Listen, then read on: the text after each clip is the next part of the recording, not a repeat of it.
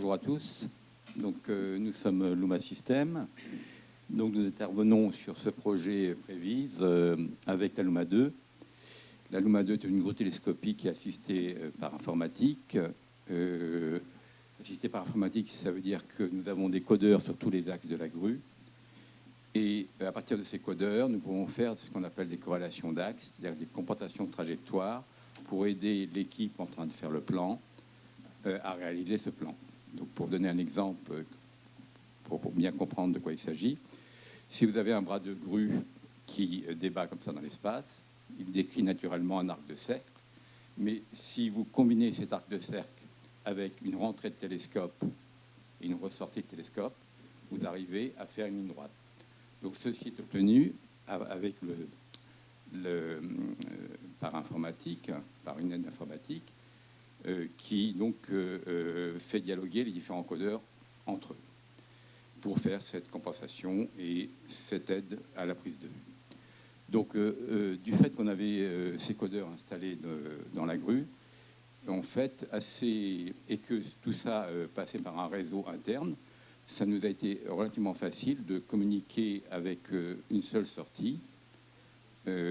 Donc, toutes les informations codeurs, donc toutes les informations des axes constitutifs de la grue, aux gens des effets visuels, sur 3 films, sur 3 longs métrages, où donc la grue a été utilisée pour de la Prévise 27.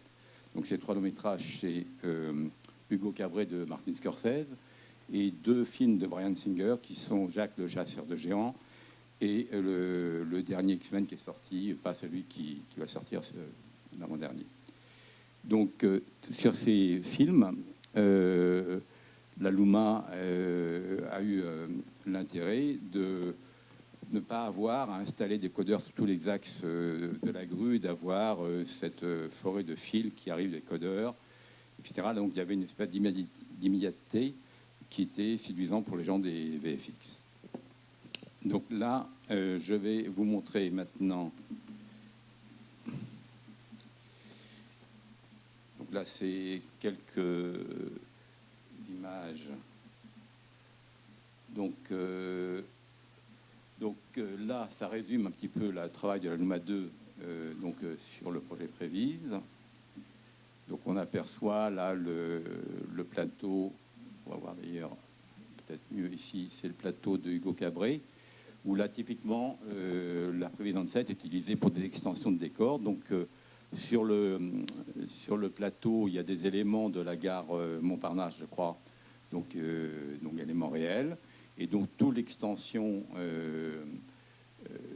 fond vert était connue avant le tournage, elle était modélisée avant le tournage. Et donc, pendant la prise de vue, le réalisateur, le cadreur était capable de voir donc ce qu'il y avait dans ce fond vert. Et donc, pour le réalisateur, c'est très intéressant parce qu'on voit vraiment... en fait, c'est intéressant pour tout le monde, pour le réalisateur, le cadreur, et aussi le chef opérateur qui voit éventuellement ses problèmes de raccord lumière, etc. Donc, maintenant, je vais venir, avant de passer à d'autres vidéos qui expliqueront, qui montreront justement le travail de Prévise 27 sur Hugo Cabret.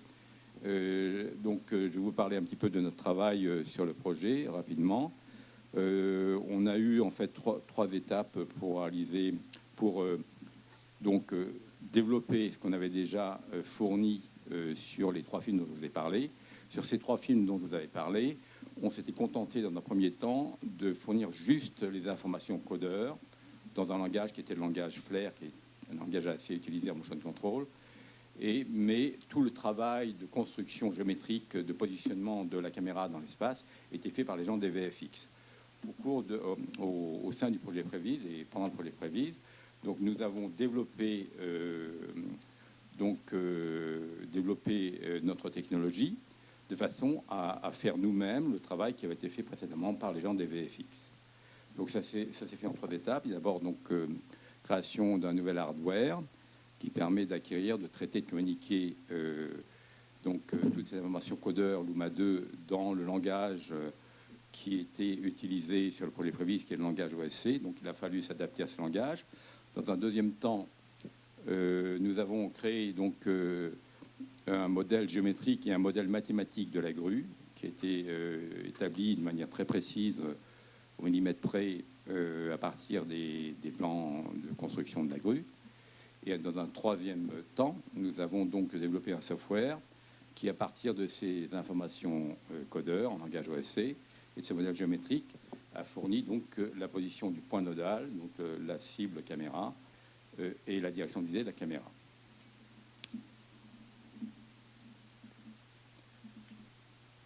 Donc, concernant le modèle géométrique de la grue, le RIG, on peut dire qu'on est allé assez loin parce qu'en fait, malgré la grande rigidité de la Luma 2, qui est d'ailleurs un de ses atouts et qui nous permet, à l'inverse d'autres grues, de ne pas avoir besoin d'être stabilisé au bout du bras.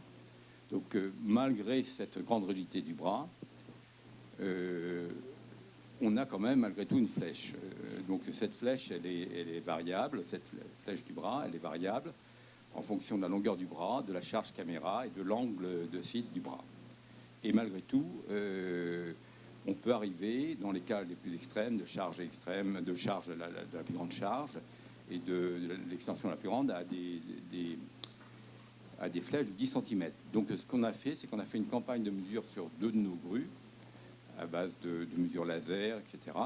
Et donc, on a créé une base de données qui nous a permis de créer des courbes de flexion et donc développer un algorithme de correction qui a été associé au calcul de la position de la caméra, donc dans le projet Prévis.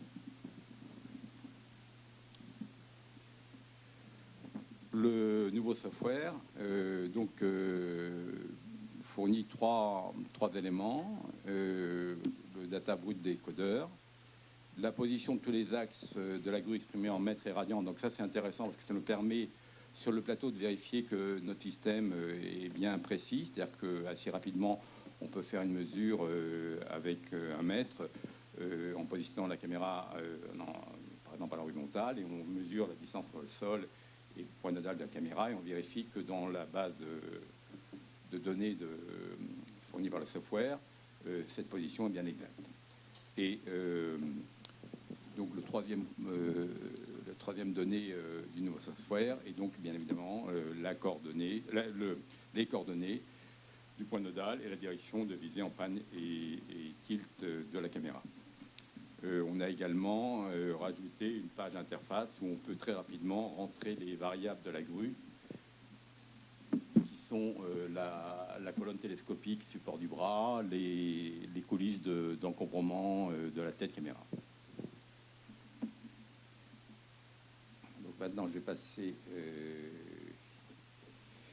passer à l'autre, la vidéo que je voulais vous montrer.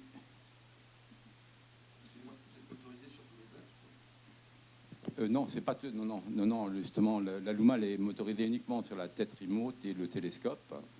Et justement, lorsque je parlais d'assistance informatique,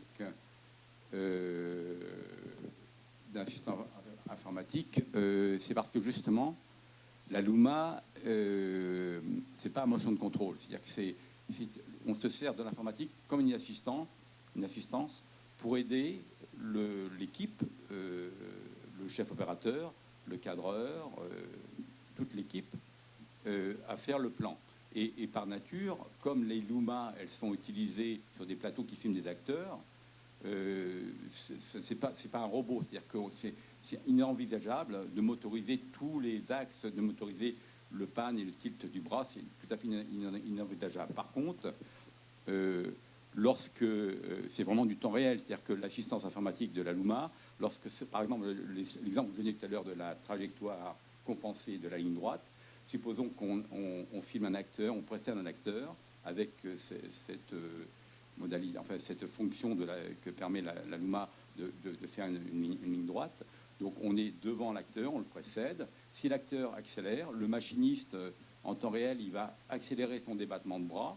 Et donc tout se fait comme ça à vue. Donc c'est absolument impossible de motoriser tous les axes. Donc là, je vais vous passer un petit film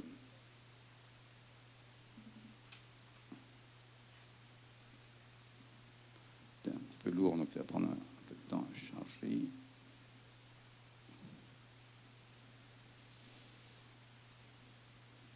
Donc c'est Hugo Cabret. Donc le responsable des effets visuels, c'est Rob Legato, qui est vraiment une grande pointure dans le domaine des VFX. Il a travaillé avec Cameron sur Avatar. Il a été probablement un des contributeurs principaux des techniques qui ont été utilisées sur Avatar, que justement Jean-François montrait tout à l'heure. Il a fait Titanic. Enfin, c'est vraiment une...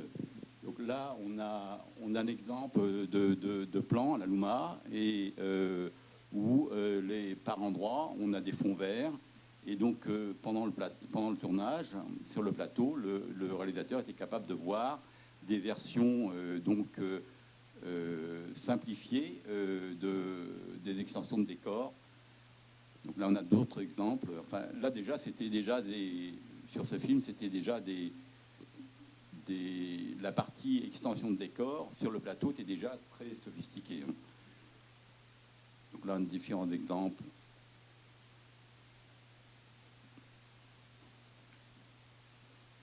Là, donc on voit bien là les extensions de décor. Donc c'est vraiment un outil très très utile pour l'ensemble de l'équipe.